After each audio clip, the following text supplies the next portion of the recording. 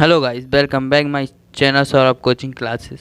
Today is my topics time series. Time series के ऊपर जितने भी एमसीक्यू आते हैं वो एमसीक्यू 5 मिनट में डिस्कस करता हूँ। शॉर्ट रिवीजन करूँगा टाइम सीरीज़ के ऊपर। 2 से 3 मार्क का आता ही है पेपर में, जो मैं फर्स्ट ईयर के एग्ज़ाम पेपर को एनालाइज करके बता रहा हूँ आपको। सो आईसीआई के आपको इसके बाद जो भी मैं बताऊंगा, इसके बाद आईसीआई के जो क्वेश्चन है आपके पीछे बुक के पीछे, वो क्वेश्चन आपको लगा लेना है, तो आपका टाइम सीरीज जो टॉपिक है वो आपका बिल्कुल स्ट्रॉन्ग टॉपिक हो जाएगा। तो टाइम सीरीज के कुछ कंपोनेंट्स होते हैं ऑफ टाइम सीरीज, 4 होते हैं: लॉन्ग टर्म मूवमेंट और सीजनेबल वेरिएशन, सर्कुलर वेरिएशन और रैंडम्स एंड इनरेगुलरली वेरिएशन। इनके जो अदर नेम है वो आप जरूर याद रखना, क्योंकि पेपर में हो सकता है पूछ ले। Long term movement and circular trend, और इसको ही बोलते हैं सैंपल ट्रेंड। ओके, इसके अदर नेम होते हैं तो वो ज़रूर याद रखें आप। मैं फिर से बोलता हूँ, इसमें 2 चीज़ आती है, अपवर्ड और डाउनवर्ड, दोनों की रिलेशन होती है, डायरेक्शन बताता है कौन, लॉन्ग टर्म मूवमेंट। अब जैसे अपवर्ड के केस में क्या क्या आता है सर? अपवर्ड के केस में है आपकी population, production, sale of product, income, price. ये सब आपका किस में आता है सर? लॉन्ग टर्म मूवमेंट में। ओके, देन इसके बाद डाउनवर्ड में अगर बात करती है तो शेयर प्राइस, दैट और वेल्थ एक्स्ट्रा, जो भी इसमें एटीसी है वो सब इसमें आता है डाउनवर्ड में। ओके, ऐसे ही कुछ आपको एमसीक्यू बना कर देगा, इससे हटकर एमसीक्यू नहीं आ सकता।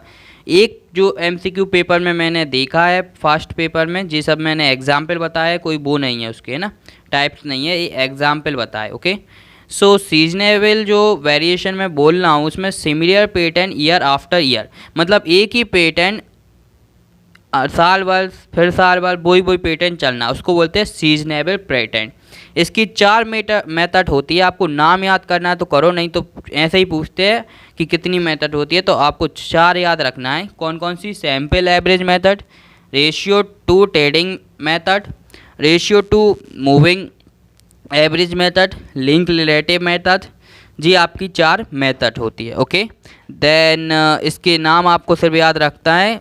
अब एक बार मैं फिर से बोल देता हूँ: sample average method, ratio to trading method, ratio to moving average method, link relative method. फिर इसके बाद बात करते हैं सर, देन इसके बाद बात करते हैं sir circular variation. Circular variation आपको तब इजी पड़ेगा जब आपने इकोनॉमिक्स का जो चैप्टर नंबर 5 है, बिजनेस ऑर्गेनाइजेशन, जो भी आपका बिजनेस साइकिल है चैप्टर, यदि आपने उस चैप्टर को पढ़ रखा है तो आई थिंक आपको ये बहुत आसानी से पता चल जाएगी कि सर्कुलर वेरिएशन के कितने फेसेस होते हैं सर? 4 फेसेस होते हैं। तो इसमें फोल कहाँ कहाँ है? पीक है आपका, रिकवरी है, रिसेक्शन है, डिप्रेशन है, और आप बोलोगे सर इसमें तो तीनों हैं, तो इसमें एक और है आपका थ्रो, जो सबसे नीचे होता है। एक्सपांसन भी इसमें नहीं दिया है, बाकी 4 होते हैं। ओके, इकोनॉमिक्स का जो 5 चैप्टर है वो आप कर लेना, तो आपको बहुत ईजीली समझ में आ जाएगा। ओके, मैं फिर से बोलता हूँ आपको, इसके बाद आपको सम जरूर सॉल्व करना है आईसीआई के। अब नेक्स्ट आता है सर, बस 1 मिनट और लूँगा आपका। अब आता है sir रेडम्स and irregularly variation. Okay, तो रेडम एंड इनरेगुलरली वेरिएशन क्या होता है सर? ये भी पेपर में बहुत टाइम मुझे देखने को मिला इस मतलब मेथड के बारे में।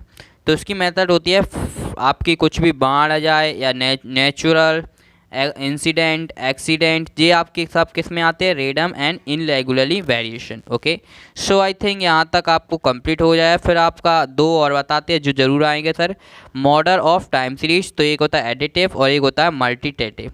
तो इसमें एडिटिव मतलब आपको नाम से ही पता चल रहा है, तो इसमें कोई बताने की मुझे ज़रूरत नहीं है।